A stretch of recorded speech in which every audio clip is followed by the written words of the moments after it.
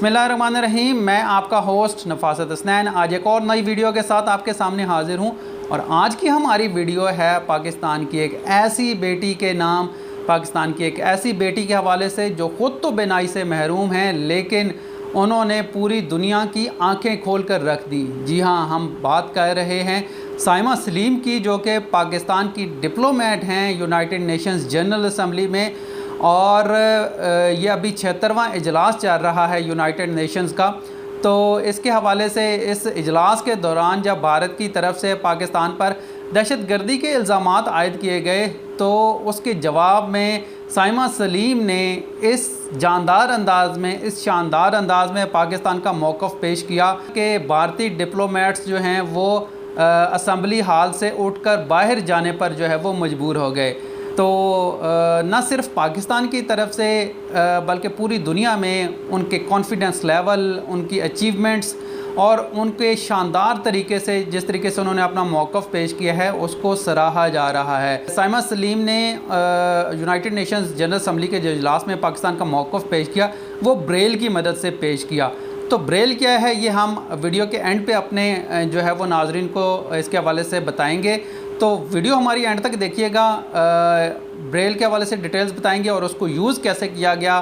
तो साइमा सलीम के हवाले से बताएं कि 1984 में उनकी पैदाइश हुई और पैदाइश के वक्त तो उनकी बिनाई बिल्कुल दुरुस्त थी, लेकिन 13 साल की उम्र को पहुँचते पहुँचते उनको एक ऐसी बीमारी लाहक हुई जो कि नाकाबिले इलाज थी और जिसकी वजह से वो अपनी बसारत से आहिस्ता आहिस्ता महरूम होती चली गई। बसारत से महरूम होने के बावजूद उन्होंने अपनी तालीम का सिलसिला जारी रखा और तालीम में उन्होंने ऐसी ऐसी अचीवमेंट्स की कि सुनने वाले जो हैं वो हैरान रह जाते हैं।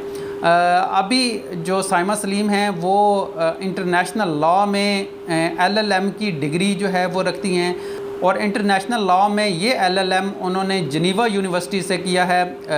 जिनीवा यूनिवर्सिटी स्विट्ज़रलैंड में है।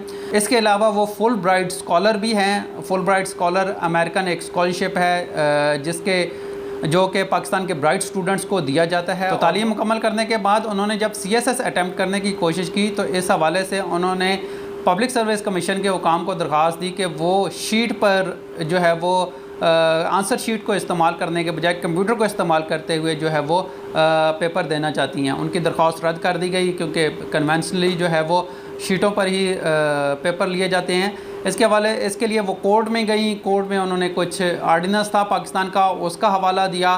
तो कोर्ट के अहकामात पर उन्हें जो है ख़ुसूसी उनके लिए इंतज़ामात किए गए उनके पेपर अटैम्प्ट के लिए और उन्होंने कंप्यूटर की मदद से जो है वो पेपर अटैम्प्ट किया और पेपर को इस शानदार अंदाज में अटैम्प्ट किया कि जो उनका बैच था उसमें ओवरऑल उन्होंने 6th पोजीशन हासिल की, जबकि फ़ीमेल्स में उनकी पहली पोजीशन थी। उनका इंटेलिजेंस लेवल चेक करें कि किस कदर शानदार तरीके से उन्होंने पेपर अटैम्प्ट किया जो है वो ब्लाइंड होने के बावजूद। इसके साथ साथ उनकी जो अचीवमेंट्स हैं उनके पास उनके हवाले से मेरे पास एक बाकायदा लिस्ट है।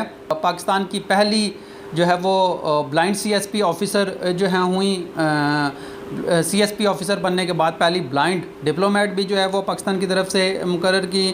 इसके अलावा उन्होंने जो सिलेक्ट किया था अपना शोबा वो फ़ॉरेन सर्विसेज था और इस अपने फ़ॉरेन सर्विसेज की जो उनकी तरबियत थी इसमें उन्होंने गोल्ड मेडल हासिल किया। इसके अलावा ख़वातीन के आलमी दिन पर उन्हें फ़ातिमा जिन्ना गोल्ड मेडल से नवाजा गया। इसके बाद जो है वो एकेडमिक परफॉर्मेंस की बुनियाद पर उन्हें कायद-ए-आज़म गोल्ड मेडल से भी नवाजा गया। तो साइमा सलीम ने किस शानदार अंदाज में पाकिस्तान का मौक़िफ़ पेश किया, देखते हैं ये वीडियो।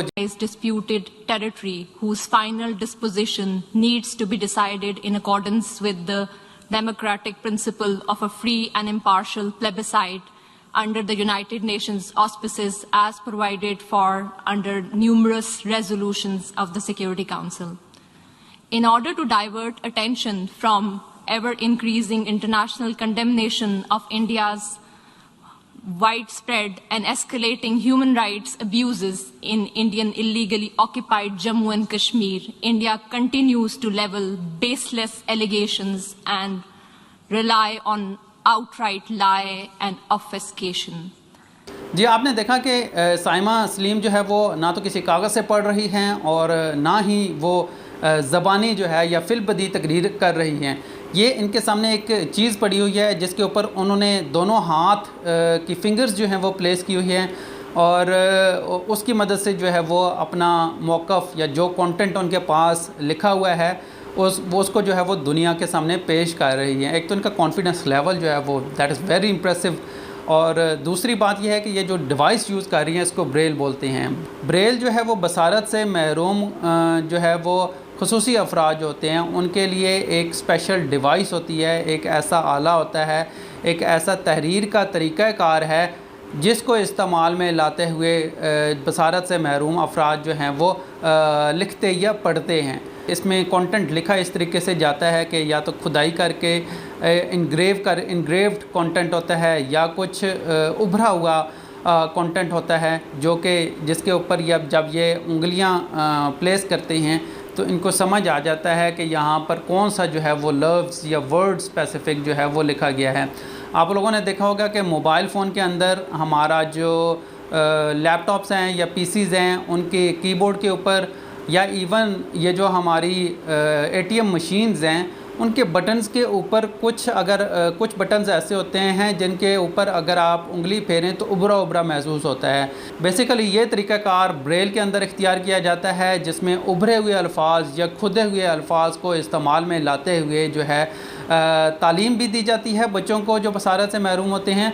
और जब उन्होंने कुछ पढ़ना होता है, कोई बुक पढ़नी होती है, किसी कागज़ पर लिखा हुआ कोई कंटेंट पढ़ना होता है या कुछ उन्होंने तहरीर करना होता है तो वो फिर इसी ब्रेल की मदद से जो है वो किया जाता है। तो ब्रेल का सिस्टम जो है ना सिर्फ पाकिस्तान में बल्कि दुनिया भर में राइज है। तो आज की हमारी वीडियो उस बेटी को सलाम पेश करने के लिए है जिन्होंने बसारत से महरूमी के बावजूद भी एक ऐसा लेवल अचीव किया जो कि शायद एक आम इंसान के लिए अचीव करना भी मुश्किल होता है।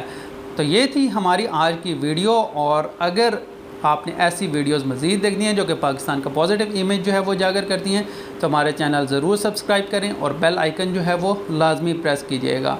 तो नेक्स्ट वीडियो तक इजाज़त दीजिए। अल्लाह हाफ़िज़। पाकिस्तान ज़िंदाबाद।